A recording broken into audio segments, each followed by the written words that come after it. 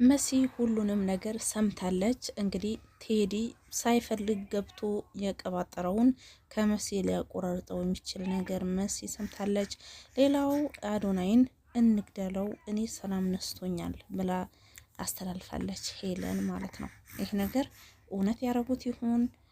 መሲስ ለአዶናይ ተነግረው ይሆን? በነገራችን ላይ መሲ የምትፈልገውን የራስውን ብቻ ነው የሰማችው። በስነ ስርዓት ያወሩትን ሁሉንም አልሰማችም። ከቴዲስ ከዚህ በኋላ በስነ ስርዓት ይቀጥሉ ይሆን?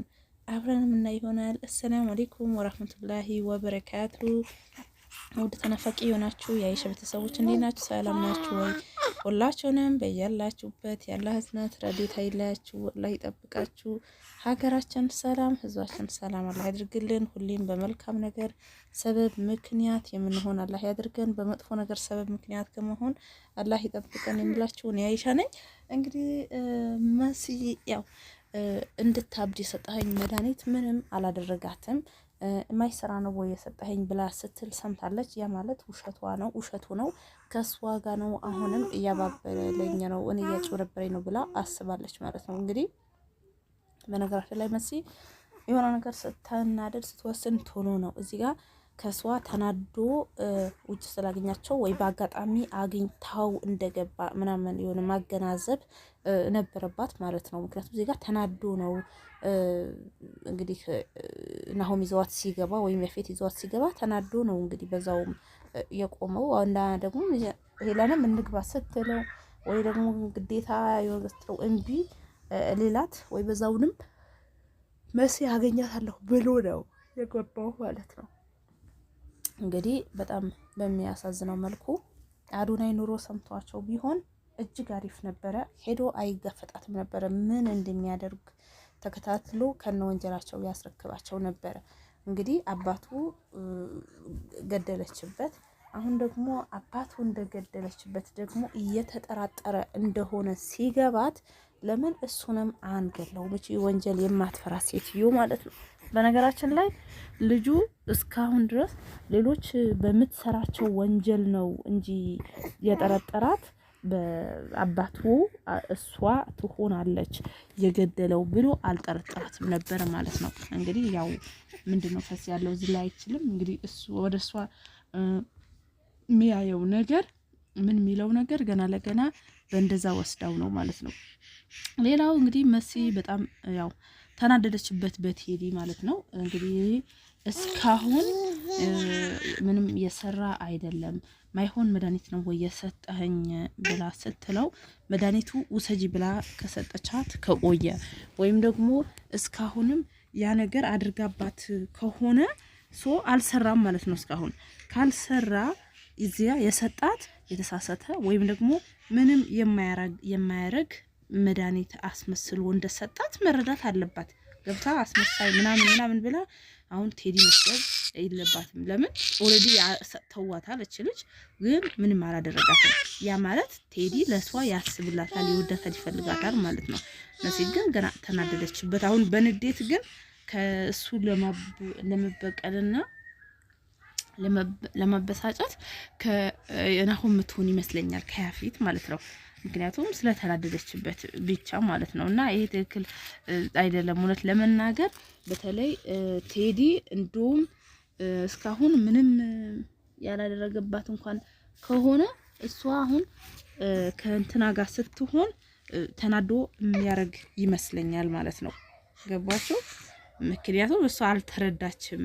እንግዲህ አንዳንዴ ሰዎች ለኛ ቀና መልካም ያስቡ ወይም ደግሞ የሆነ አንድ ሰው ወደኛ መልካም ይዞ ሲመጣ ወይ መልካም ሲያደርግልን አንዳንዴ መሀል ላይ እንከኖች ወይም ደግሞ የሆነ አይነት ገጠመኞች ወይም የሚያሰናክሉ ነገሮች ሊኖሩ ይችላሉ። ያ ነገር ለምን ተፈጠረ ሳይሆን ማለፊያ ድልድይም ነው። እንግዲህ እቺ አሁን መሲ አላገናዘበችውም ማለት ነው። ሌላው እኔ ብዙ ጊዜ እላለሁኝ ሁሌ ኑንያትና ናሆም እንደዚህ ሆነ ኑንያትና ናሆም ሳይሆን ቤሉል እነሱ ለምን እንደተለየችው ለምን እንደማትፈልገው መንገር አለባት። ይሄ ግዴታ ማወቅ ያለበት ይመስለኛል። ሌላው መጀመሪያ አካባቢ አዶናይ እንደምትወደው አይነት እንደዚሁም ደግሞ ሲያቀርባትም እንዳሁኑ አንዳሁኑ አትሸሸውም፣ አይደብራትም ነበረ። ይሄ የሆነው ከመቼ ነው? እንትና ቤሉል ከመጣ በኋላ ነው ማለት ነው። ቤሉል ካየች በኋላ ነው። ስለዚህ አዶኒ እሷን ማስገደድ ሳይሆን ከሷ መግባባት ባለባቸው መልኩ እንዲግባቡ ማድረግ አለበት። እሱ ይወዳታል፣ እንግዲህ አዶኒ ይወዳታል። መውደድ ብቻም ሳይሆን እሷ የጻፈችው የህልሟ ምናምን ነገር አሳካላታለሁ ብሎ የሚያስብ ያው የሚያፈቅራት ነው ማለት ነው። ገባችሁ? ስለዚህ እሷ የሚያፈቅራትን የኒንጃ በልህና በክፋት ነገር መሆን የለበትም። ዞሮ ዞሮ እህቱ ናት የምትሆነው። ለነገሩ እህቱ አትሆነ። ምክንያቱም መቼ ትላንትና እያወራቸው ራሱ ሄለን በመሀል ስትቀባጥር ነበረ ማለት ነው። ያ ማለት እሷ ቶሚ ራሱ ዋሽተዋለች ማለት ነው። እንግዲህ እቺ ልጃቸው የነሱ ልጅ እንዳልሆነች የቶሚ ልጅ እንዳልሆነች እና ልጅቷ ደግሞ የቴዲና የሉሊት ልጅ እንደሆነች ነው የሄለን ማለት ነው። እንግዲህ ልጃችን ብላ ስትለው ራሱ ምን እያልሽ ነው ምናምን ሲላት ነበር ማለት ነው። ስለዚህ ያ ማለት እሷ ከናሆምም ሆነች ከዛም ሆነች ሄለን በየትኛውን መልኩ ብር ነው የምትፈልገው ትጠቀማለች ማለት ነው። እንግዲህ በጣም ነው ያው የሚያሳዝነው የድራማው እንትኑ ግን የሆነ አወዛገቡት ማለት ነው።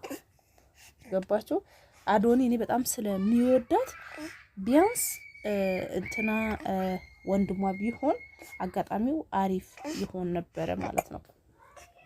ሌላው እንግዲህ የመሲ ወንድም ነው። በነገራችን ላይ የመሲ ወንድም ማንኛውም ነገር ተጣልቶ ምናምን የሚጋፈጠው ነገር በነገራችን ላይ በጣም ነው ደስ የሚለው ማለት ነው። ጎበዝ ነው።